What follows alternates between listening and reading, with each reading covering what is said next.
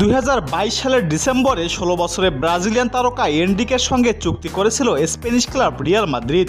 তবে তখনই পালমেইরাসে খেলা এই তারকাকে উড়িয়ে আনতে পারেনি রিয়াল। বয়স 18 হওয়ার আগেই ব্রাজিল ছাড়তে পারতেন না তিনি।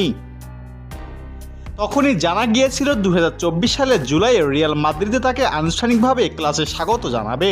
যদিও এর আগে থেকেই কৌতূহল সবচেয়ে সফল এই ক্লাবটিতে কত নম্বর জার্সি পাবেন এনরিক ফিলিপে। প্রথমে কথা ছিল রিয়াল মাদ্রিদের 9 নম্বর জার্সি পাচ্ছেন এনরিকে। তবে ফরাসি তারকা কিলিয়ান এমবাপ্পে রিয়ালে যোগ দেওয়ার পর তাকে দেওয়া হয় এই জার্সি।